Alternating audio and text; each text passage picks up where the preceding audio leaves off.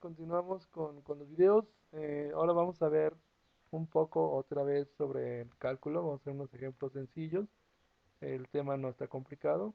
Y pues vamos a tratar de resolver ahora cómo se calculan o cuáles son las correlaciones que hay o las relaciones con otros fenómenos de la onda.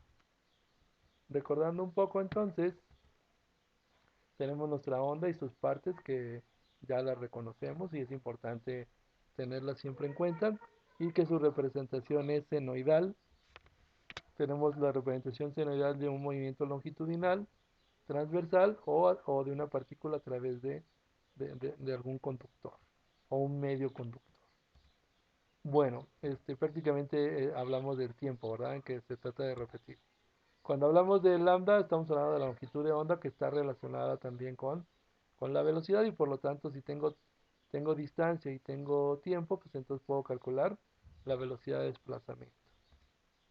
También tengo lo que es la frecuencia y la frecuencia no es más que la indicación de cuántos ciclos de ondulación caben en una unidad de tiempo marcada como segundos. Y por lo tanto la correlación del periodo con la frecuencia son recíprocos, son inversamente proporcionales.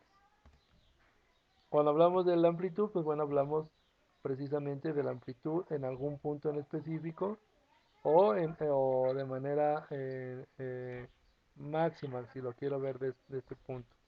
Esta ecuación que tenemos aquí nos describe la amplitud para cualquier punto de una onda senoidal a su máximo de amplitud original. ¿Sale, vale? Nos indica la X un desplazamiento en cuestión de longitud y la T nos marca un desplazamiento en cuestión de desfase de tiempo.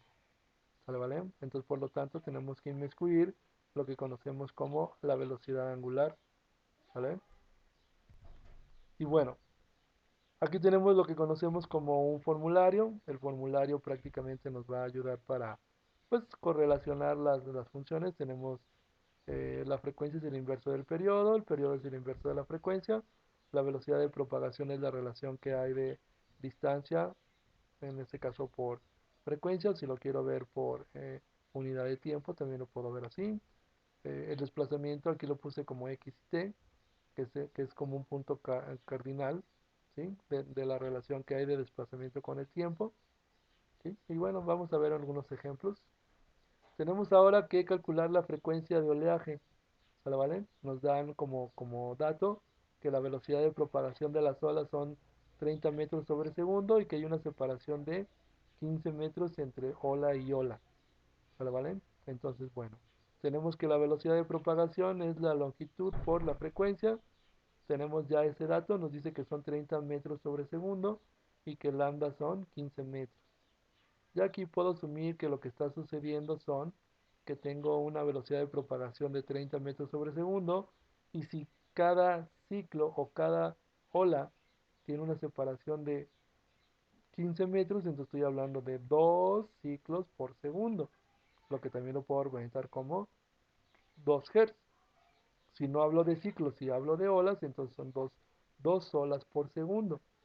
Eso quiere decir que entonces puedo calcular su periodo, que es el inverso de la frecuencia, sería el inverso de 2 Hz, sería 0.5 segundos. Ah, quiere decir entonces que tengo una ola que dura 0.5 segundos y la otra ola dura otro 0.5 segundos.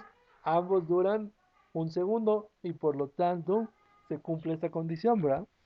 Si son dos olas, entonces su desplazamiento serían 15 de la primera y 15 de la otra. Ahí están los 30 metros. ¿Estamos de acuerdo? Y tardó 30 metros y cada ola que tarda 0.5 segundos, entonces una ola tarda 0.5 segundos, se desplaza 15 metros, la otra ola tarda 0.5 centímetros, ya se cumplió el segundo y se avanzó 30 metros. Entonces comprobamos en realidad que la velocidad, la frecuencia y el periodo coinciden, ¿verdad?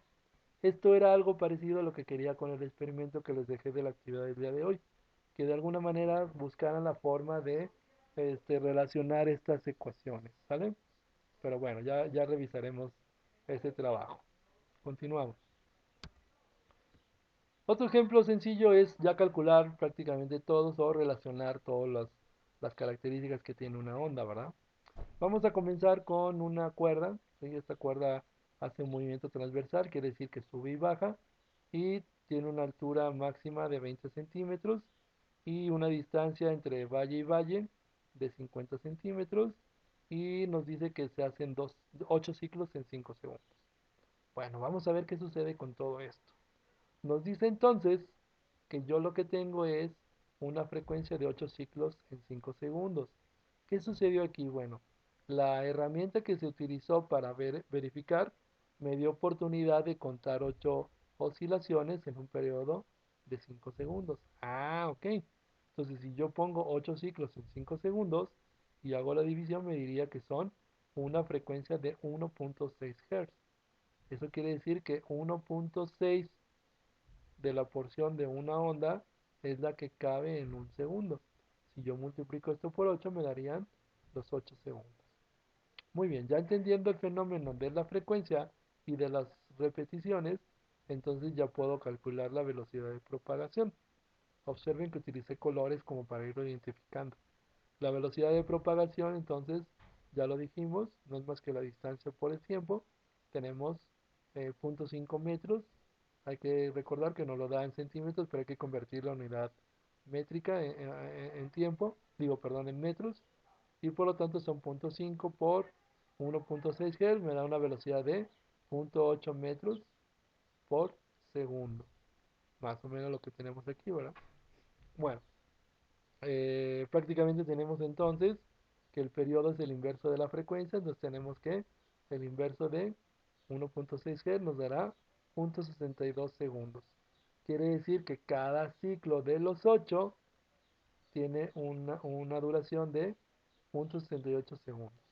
Si yo multiplico esto por los 8 ciclos me da 5 segundos y compruebo que mi herramienta pues sí fue eficiente, ¿verdad? El otro dato que me da es la amplitud. Bueno, la amplitud prácticamente es la altura. ¿Sale, vale? Entonces ya tengo todos los datos. Tengo la amplitud, que es la altura. Tengo el periodo, que es el inverso de la frecuencia. Tengo la frecuencia, que es la relación de ciclos de onda que se repiten en una unidad de tiempo. En este caso, el instrumento o la técnica que utilicé, pues lo midió en 5 segundos. Y es como lo encontramos, ¿verdad? Vamos a ver qué sucede si yo quiero calcular una amplitud en cualquier punto de la señal. Tengo que analizarlo de dos formas. Uno, relacionada con la frecuencia, o sea, con la porción del ciclo o las porciones del ciclo, o simplemente con un solo ciclo. Vamos a verlo de las dos maneras. Si yo lo veo únicamente como un ciclo, voy a recordar lo siguiente. Yo tengo un tiempo de inicio y tengo un tiempo final. Si hablo de final en tiempo, tengo la representación en grados. Tengo el grado 0, 90 grados, 180 grados, 270 y 360 grados si hablo de un círculo en grados. Pero nosotros lo vamos a utilizar en radianes. Y los radianes tienen que ver con pi, una constante que me indica cómo se va a propagar un punto angular en un círculo. Por lo tanto, yo tengo 0 pi, un cuarto de pi, medio pi, 3 cuartos de pi, 2 pi y perdón, pi y sucesivamente, ¿va? Hasta llegar a 2 pi. Por lo tanto, se dice así, de 0 a pi es un medio ciclo, de pi a 2 pi es el otro medio ciclo. De 0 a pi es un ciclo positivo y de pi a 2 pi es un semiciclo negativo. Entonces, si yo me ayudo un poco de la calculadora, entonces yo puedo encontrar lo siguiente. Yo puedo saber entonces que si yo quiero iniciar en 0, entonces yo obtengo 0 senoidal. ¿Por qué senoidal? Porque es una señal senoidal de la función seno. Me diría que son 0. ¿Sí? Entonces por ser 0, yo tendría prácticamente 0 por 2 metros, por punto 2 metros serían un desplazamiento de 0 metros. Si yo lo analizo con la mitad de pi, o sea, a este punto, tendría la máxima de movimiento, ¿va? Entonces tendría pi entre 2 y esto obtengo el seno, me daría 1, por lo tanto, 1 por punto 2 metros es punto 2 metros, es verdad. La amplitud máxima del cresta sería 0.2 metros. Si yo lo hago otra vez por pi, vamos a observarlo, pi y obtengo el seno, me daría seno. Por lo tanto, se comprueba que aquí hay cero amplitud. Si yo compruebo para 3 medios de pi, entonces sería 3 medios por pi, yo obtendría menos 1.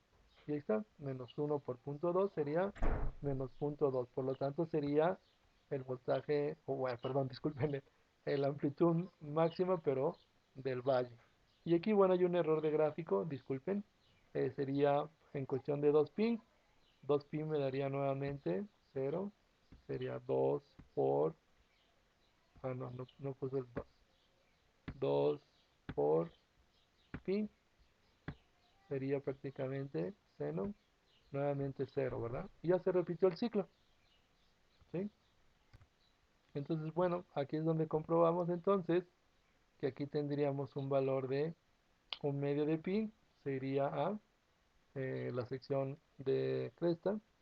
Si lo hago con pi, prácticamente se va el punto rojo, observen el punto rojo, se va al origen, al inicio, al nodo. Si lo hago con 3 medios de pi, se va al menos 1. Y si lo hago a 2 pi, se va nuevamente a 0. Ahora, ¿qué pasa si lo quiero hacer ya con la ecuación como lo habíamos visto? Bueno, sin verlo en un solo ciclo, pues bueno, lo que tenemos que contemplar es lo siguiente. Tengo la amplitud, que son 0.2 metros, la función seno, k, que ya lo habíamos analizado, que es el número de ciclo, ¿sí? Entonces, ¿cuántos ciclos son? Bueno, pues si mal recordamos, era 1.6 Hz, ¿verdad? Lo voy a analizar desde cero. Bien, entonces sustituyendo valores me diría que sería 0.2 metros, función seno, 2 pi ft. Entonces 2 pi es una constante que es parte de la velocidad angular. La frecuencia, que en este caso sería 1.6 Hz, por el tiempo que lo voy a dejar como unidad 1. Si lo dejo como unidad 1, entonces estaríamos analizando toda la sección, ¿verdad? Bueno, sería, si yo resuelvo 2pi por 1.6 Hz, me da 10.53. 10.53 obtengo la función seno, me diría que es menos 0.5. Por 0.2 metros me diría que y para esta amplitud estaría en menos 11.75 metros. ¿Qué representé aquí? Bueno, pues aquí representé el origen en el tiempo cero, en el nodo. Aquí sería pi, aquí sería 2pi, y hasta aquí sería 3pi, sería un ciclo, medio ciclo, sería 1.5, pero en realidad mi frecuencia es de 1.6, o sea, es una fracción más del punto 6. Por lo tanto, hasta este punto, hasta donde se repitió, es 3pi. Por lo tanto, sería 9.4247. Ya lo resolví con la calculadora. Pues entonces, hasta aquí llevo 9.4247. Lo que quiero es el 10.053, ¿verdad? Entonces, bueno, si yo resolviera hasta 4pi, serían 12.5263. Por lo tanto, como dicen en estos momentos, a ojo de buen cubero, quiere decir que los 10 más o menos, 10.053, me estarían dando un poquitito más de la media onda, ¿sale, vale? O bueno, medio desplazamiento sería más o menos aquí, ¿sale? Aquí es donde estaría el punto Y. Entonces, en este momento, a 1.6 Hz, la amplitud estaría en este valor, ¿sale, vale? Bueno, espero que con estos videos que son cortos, sencillos, con valores fáciles de calcular, nos demos una idea de la importancia que tiene de conocer y encontrar y calcular los valores característicos de una onda mecánica ondulatoria. Gracias, chicos.